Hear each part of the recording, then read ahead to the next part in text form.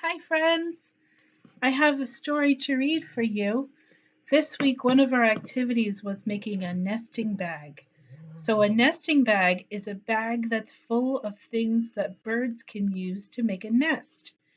So, to go with our activity, I have a story about baby blue jays. Do you see the baby birds in the picture? There they are. And there's their mama bird with them. It's called My Baby Blue Jays. The story is by John Berendt. There's the author's name down there. Let's start reading and we'll see what the story is about. My Baby Blue Jays.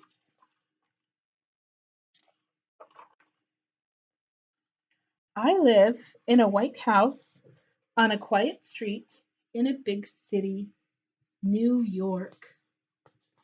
Do you see his white house?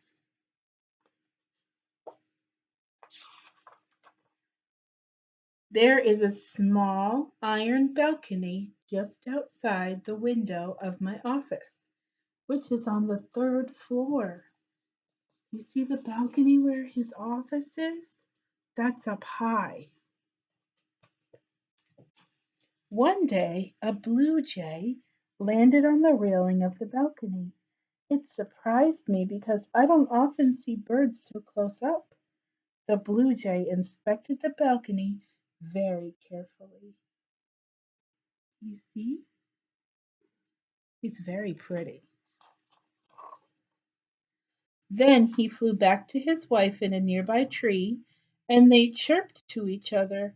He must have told her that he'd found a place where they could build a nest. Do you know why I think so? See them in the tree? Why do you think he was talking about a nest? Because he began making a nest right away. First, he picked up a strip of white plastic that he found in the street and he brought it up to the balcony. See? He's holding the strip of white plastic in his beak. That's his mouth. And then he and his wife added twigs and grass until the nest was finished. You can even see the original strip of white plastic sticking out of the top. You see the nest? And there's the piece of white plastic in it. Very soon, Mama Blue Jay laid an egg in it. In fact, she laid how many eggs? Let's count them. 1, 2, 3. She laid 3 eggs. Then she stood guard over the eggs to protect them from cats or squirrels who might come along and steal them. I kept a lookout too. There's the mama bird. She's protecting her nest right there. After a few weeks, 3 little blue jays were born. You see the blue jay babies? I'll get close so you can see. They settled into their new home and were very curious about anybody like me who took a close look at them. There they all are. How many babies do you see? I see 1, 2, 3 babies.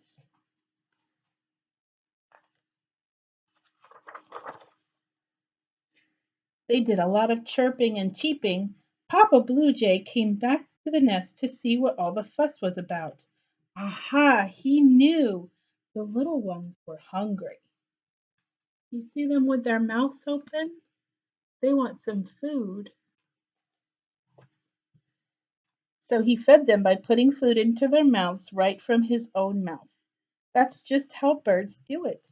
And what do you think he gave to them to eat? What do you think birds eat? They ate bugs and worms. Yum. After a few weeks, it was time for the baby blue jays to leave the nest and go out on their own, to run around, to hop, and best of all, maybe to fly.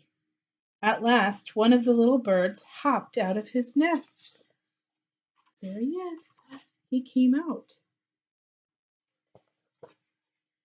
When the other two saw him standing out there on the balcony, they cheered him on.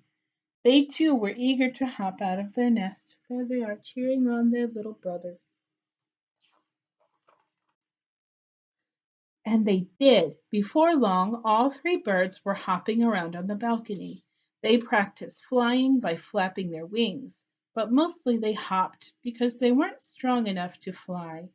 Not yet, anyway. Soon it was time to get off the balcony and onto the ground, but this was a big step because the balcony is on the third floor of my house. That's quite a long drop to the ground. You see them hopping on the balcony? One of the birds looked at me as if to say, "Well, it's been swell here. I'm afraid it's time for me to go." He took a little nervous. He looked a little nervous, I thought. Does he look nervous to you? He might.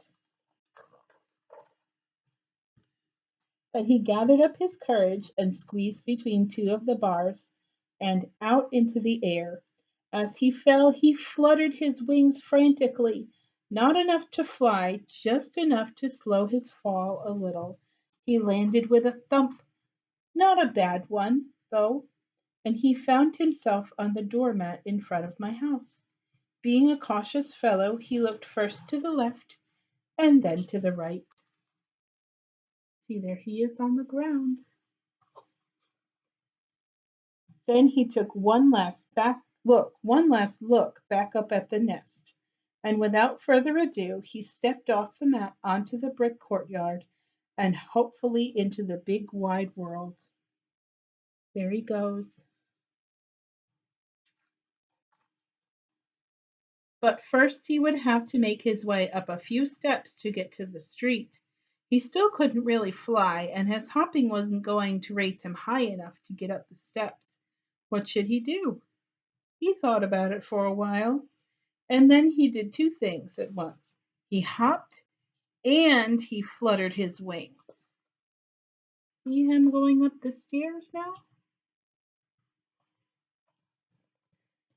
And it worked. That was one step done, almost to the gate. At last he reached the top step, and he looked out through the gate at the sidewalk. Once again he looked first to his left and then to his right. There he goes.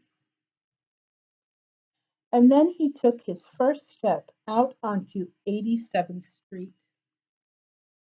He's leaving the fence. Now his biggest worry was getting stepped on by people who didn't see him. So very quickly he hopped and fluttered across the sidewalk to the curb. It was much safer there. You see him? What is he sitting under? That's right, it looks like a car to me. Okay, now that he was at the curb where the parked cars were, he thought he'd take a little walk with rest stops in between. Finally, he saw a nice spot for a pleasant rest. There he goes, walking down the street. He hopped onto a wooden fence around a small garden at the base of a tree a few houses up the block from mine. He was enchanted by a pretty pink flower. He'd never seen anything like it before. And he took a breather because his first walk had been a strenuous one. Nobody would make the mistake of stepping on him here. There he is, hiding in the flowers. I thought I saw a little smile of satisfaction on his face. Do you? Do you see his smile?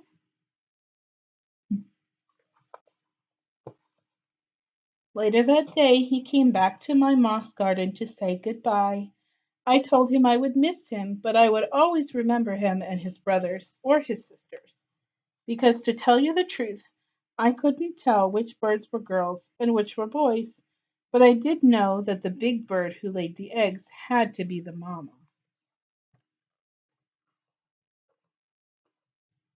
Now the blue jay is all grown up. I'm sure I've seen him in the neighborhood, but by now he looks so much like the other grown up blue jays that I'm not sure which one he is. He's probably one of the birds who fly in my backyard once in a while and take baths in my fountain, just like this one.